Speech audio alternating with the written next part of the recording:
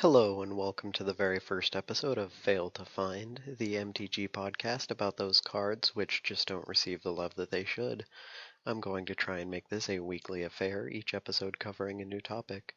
If you want to get in contact with me, you can find me on Twitter at @FailToFind, that's with a number 2, on iTunes, or on YouTube at FailToFind, that is with the word 2, not the number 2. I know it's very complicated.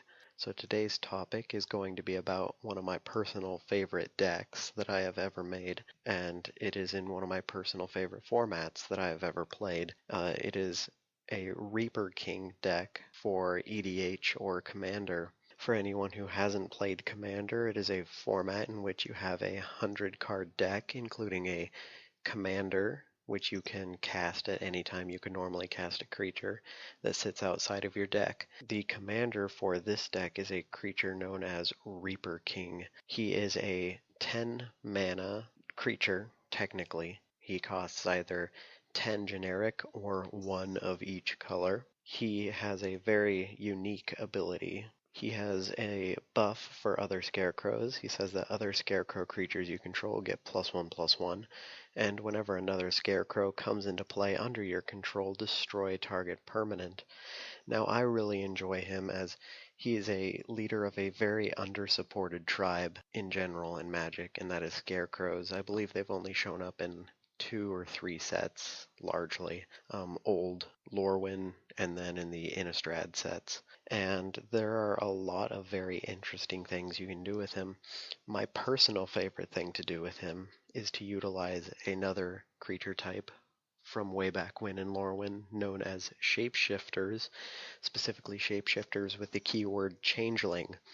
Now, this ability gives them all creature types at all times, which means that every shapeshifter changeling counts as a scarecrow, or counts as a knight, or counts as a soldier. They can be buffed by everything, they count as everything, and that allows for some really silly and just out there interactions. Now, the only issue with the deck is that it is 5 colors. This means that the mana base for it is fairly intensive. However, if you are looking for cheaper options for mana, as obviously this is kind of a more silly, less competitive deck, so you wouldn't want to spend as much on it, there are options out there for you.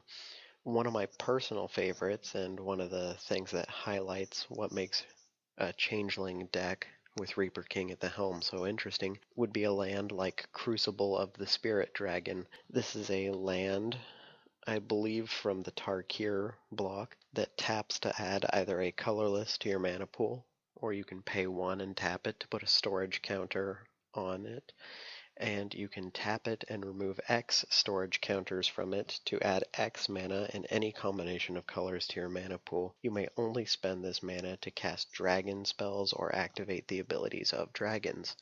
However, since your changelings are every creature type, they count as a dragon. One of the other fairly cheap cards to find for this deck would be an Exotic Orchard. It simply taps to add to your mana pool 1 mana of any color that a land an opponent controls could produce. Since you are in every color, there is a 100% guarantee that you are playing with someone that is running at least 1 color that you need. I suppose they could be running a colorless deck, but honestly, how many people run colorless decks? So while the mana base can be difficult for a 5-color deck such as this, it is not necessarily something that should restrict you from playing it. Now let's get to my personal favorite part of the deck, the changelings. Now I'm going to go over a couple of interesting ones. I don't want to provide a full deck list, especially for this deck, because I believe that Reaper King is a deck that you can build in a variety of ways, and I don't want you to feel restricted down to what I believe was the best way to build it. However, I do believe that these cards are almost auto-includes for the deck. Now, the first one is going to be Mirror Entity. It is a 3 mana, 1/1, 2 generic and 1 white with Changeling, and it has the ability of pay X. Until end of turn, creatures you control have base power and toughness XX and gain all creature types. Now, you can pay 0 for this, If you do pay 0 for this, all of your creatures automatically become 0/0s, and normally they would die. However, with Reaper King out on the field, they would all become 1/1s because of its buff, so they wouldn't die. But normally you're not going to be paying 0 into this. Now, one of the other changelings that I would like to highlight is Shapesharer. This is a 2-mana 1/1, a generic and a blue with changeling, and pay 2 and 1 blue. Target shapeshifter becomes a copy of target creature until your next turn. Now, I love this for a variety of reasons. Cards that can copy anything on the field just allow you so much flexibility. For instance, you could change Shapesharer into a copy of something like, I don't know, a Drogskull Captain, and give all of your spirits, which would be all your changelings, hexproof and +1/+1. Or you could simply change your Shapesharer into a Blightsteel Colossus. There are just a ton of different things that you could do with it, and I love the flexibility that it gives you. Okay, another one, and this one I believe is actually climbing up there in price, is Chameleon Colossus. It is a 4-mana, 4/4, 2 generic and 2 green, with changeling, protection from black, and has the ability pay 2 generic and 2 green. Chameleon Colossus gets +X/+X until end of turn, where X is its power. Now, sometimes this will just completely wipe people out. I've played in a game where I've managed to simply double its power twice or 3 times to the point where it's a 40/40 and then just kills someone. So it's a very good beater, and the protection from black does come in handy, as black is probably one of the most played colors in the format. Another personal favorite is Taurian Mauler, a 3-mana 2/2, 2 generic and 1 red, with changeling, of course, and whenever an opponent casts a spell, you may put a 1/1 counter on Taurian Mauler. Now, this allows this thing to just become immense. It'll be a huge monstrosity that everyone will feel the need to target. Another personal favorite, Amoeboid Changeling, a 2-mana 1/1, 1 generic, 1 blue, changeling, and this is probably one of the weirdest utility creatures in the deck. It has 2 tap abilities. You can tap it to make a creature gain all creature types until end of turn, or you can tap it to make a creature lose all creature types until end of turn. And that can be useful for a variety of ways. For instance, if your opponent is playing a tribal deck, you can make one of their creatures lose all of their tribal benefits, or you can make one of your creatures gain all of the potential tribal benefits. Speaking of tribal benefits, let's get into the section that I think changelings allow the most fun for, and that is the lords of the deck.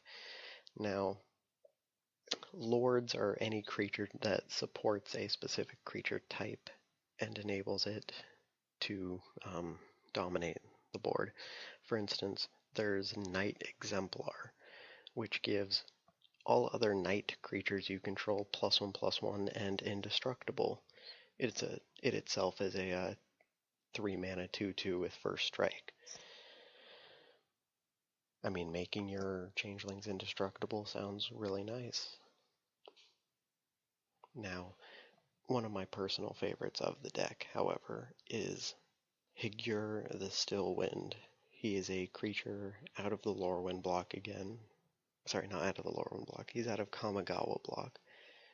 He is a 5-mana 3/4 human ninja with ninjutsu, and whenever he deals combat damage to a player, you may search your library for a ninja card, reveal it, and put it into your hand. If you do, shuffle your library.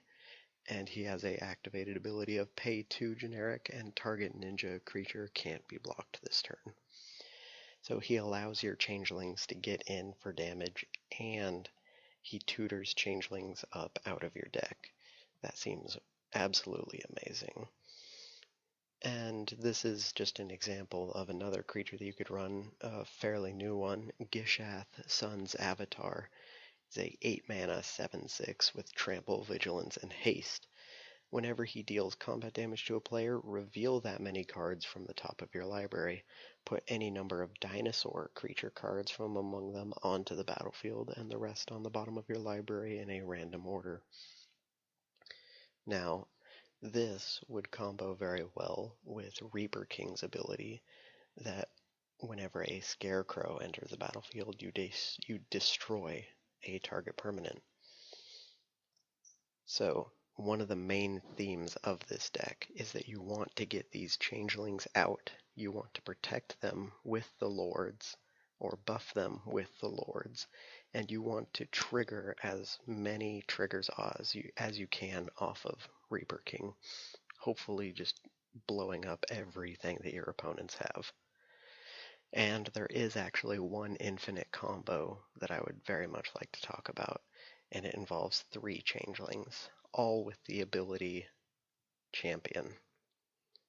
Now, when one of these changelings enters the battlefield, and they are Changeling Berserker, Changeling Titan, and Changeling Hero, they require that you champion a creature, where when it comes into play, you have to sacrifice it unless you remove another creature from the game. And when the creature that has the champion enters play, when it leaves play, the creature that you removed from the game with it comes back into play. So what can happen is you can get into a infinite loop if you have those 3 champions all out in play at the same time. What'll happen is you'll have the first one enter, and you'll champion some other creature. You'll have the second one enter, championing the first champion, which will cause that to leave, and then the creature that one exiled comes back into play. And then you'll champion the second one with the third champion. That will remove that champion from play and cause the first champion to come into play. When that comes into play, you champion the last one, which causes the other champion to come back. You champion the champion off of that, and it just infinitely loops. At any time you can stop this, preferably once you've destroyed literally everything your opponents have. Now, one of my other personal favorite things about this deck is that there are so many almost under-supported tribes in Magic and just generally good tribal cards that you don't really see play at all. For instance, there's this one zombie card called Rooftop Storm. It is a enchantment for 6 mana, 5 generic, and a single blue, and you may pay 0 mana rather than pay the mana cost for zombie creature spells that you cast. Now this lets you just cast all of your changelings for free, which seems absolutely ludicrous, and believe me, it is. One of my other favorites is Endemic Plague. It is a 4 mana black sorcery. As an additional cost to cast it, you sacrifice a creature, and you destroy all creatures that share a creature type with the sacrificed creature. They cannot be regenerated.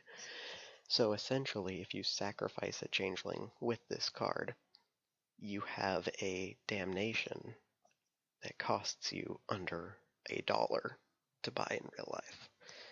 I don't know about you, but that sounds completely amazing.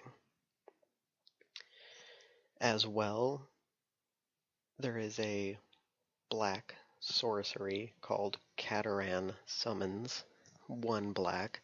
Search your library for a mercenary card, reveal that card, and put it into your hand, then shuffle your library. So, tutors are one of the most effective types of cards in EDH, since you have a 100-card deck that you want to sift through. This lets you tutor up any of the changelings that I mentioned previously for a single black, and this card is dirt cheap, because who would ever run a mercenary deck? Well, changelings count as mercenaries, so feel free to grab them. Um, the most important thing about this deck, however, is that you take what creatures you want to run and you run them. Changelings are just there to provide a base. Uh, there are about 20-25 changelings that you would want to run as your core, and then on top of that, you pick and choose any number of lords, any number of spells that specifically affect creatures that you've always kind of wanted to try out, but never really had a consistent base to build around. And that's what makes this deck one of my favorites. Um, I actually just recently changed out Reaper King as the commander because he does draw a lot of hate since he destroys everything that your opponents have. And I exchanged him with the new Dragon because I thought it would be hilarious attacking with 3 or 4 undercosted quote-unquote dragons and drawing 4 cards and just dumping permanents into play.